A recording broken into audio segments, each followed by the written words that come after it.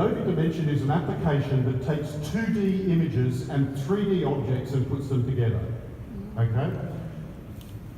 Absolutely awesome app. I'll show it to you now. But the cool thing about Dimension is it's super simple. You could learn it. You could sit and play with it and learn it in half an hour. It's so simple to be able to use.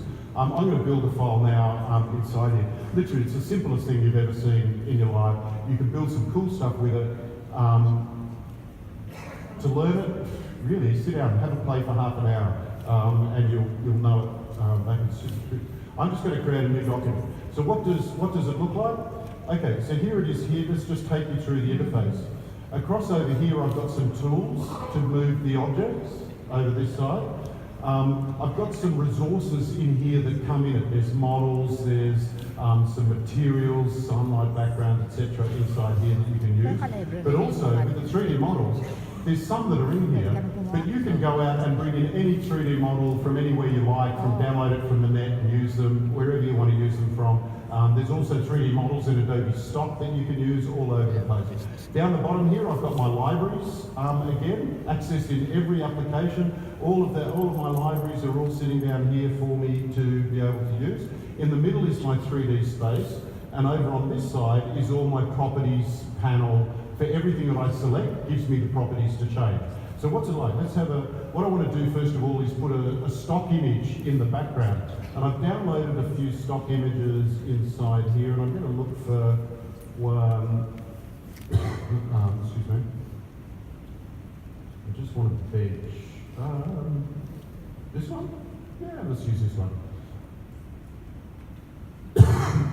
Excuse me. Okay.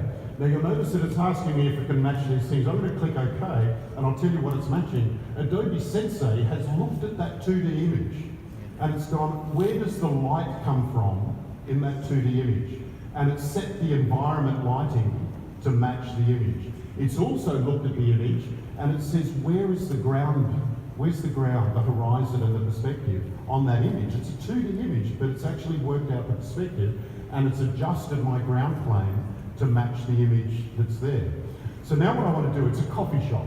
So I want to put a coffee cup in there. Now one of the lucky things is that across here in my library, it just so happens that there's a coffee cup in here already to start with. But again, any 3D images out there that you want to bring in, just bring them in and use them, super simple. But I'm going to use the coffee cup. So let's put that in the scene. I'm just going to click on it, places it in the scene. Now I want to move it backwards a little bit, but you see how it's actually worked out the ground plane of my picture. So I want to put it maybe about here. And the tool that I was using then is just the move tool.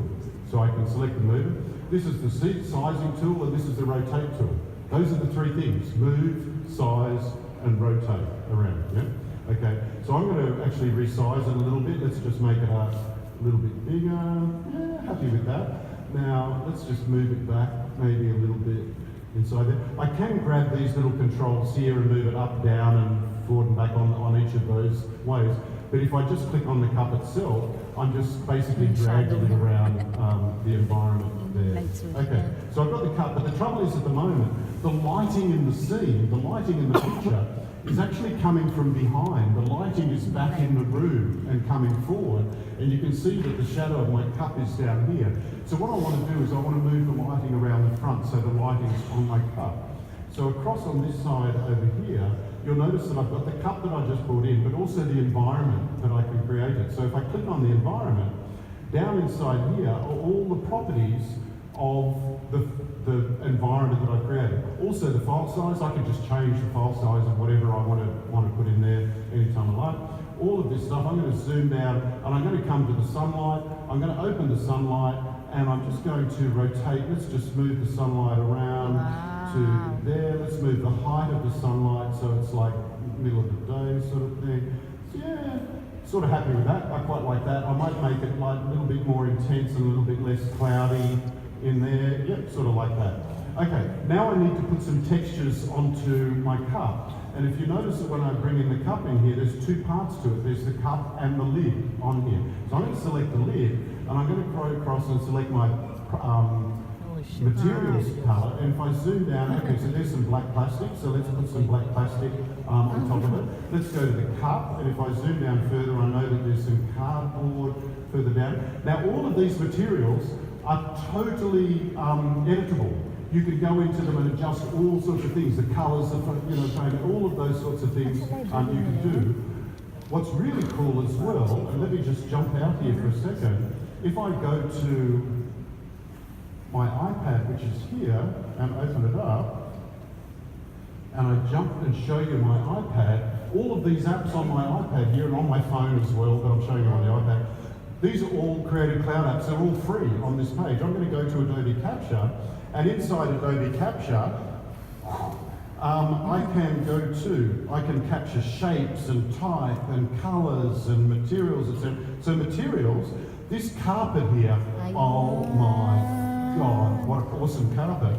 I'm going to capture this as a 3D material.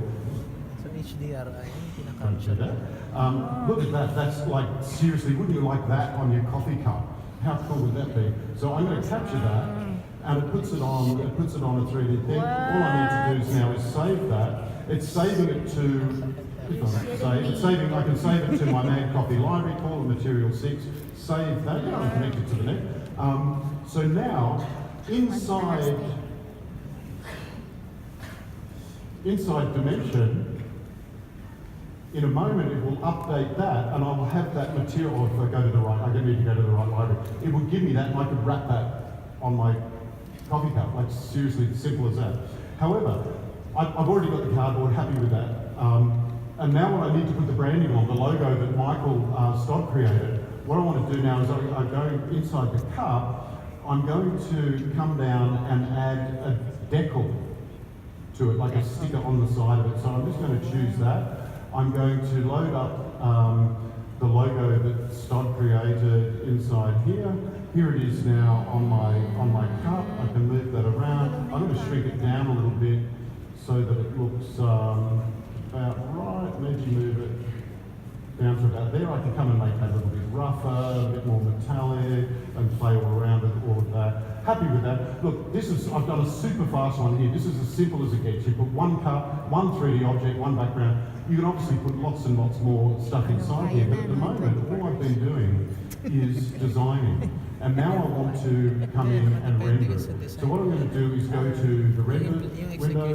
I'm going to render this out, call it untitled so I can find it later. I'm going to save it on the desktop and render it as PSD. So let's click on render inside there, and it's rendering out that image for me. Now the cool thing about Dimension, the 3D render in there is absolutely glorious. Now I've done this at the low quality, low and fast. There's 3 settings, medium, low, medium, high. You can do it at the high one's even better. But even at low quality, that's actually really, really nice. It's almost finished rendering that out now. So if I jump out of here, it's finished. If I come out to the desktop, this is the file that I created called Untitled. I'm going to open that up, and here inside Photoshop, there's the layer with the model. So it's all layers. Here's the background there, and it's got the rendering on it and all that stuff. But also it gives me a bunch of other layers here, which allow me to do quick selection. So if I just wanted to select just the lid, I can use this layer to create a selection for the lid. I can do object selections in here, and also depth, to give me the information selection for the depth of the image as well, or just go back to it. So I can do any edits inside here that I want to be able to touch up and do stuff later. So that's inside Photoshop. But if I go back to Dimension, one of the seriously cool things about Dimension, I'm going to go back to the design window, and now what I'm going to do is I'm just going to hit the print button and print, and directly out of Dimension, out of my laptop now is printing. If you look at my laptop now, printing out of my laptop is, it's a bit hot, but I just printed. Yeah, sorry, that was a bit silly. A little disclaimer, no, you cannot print.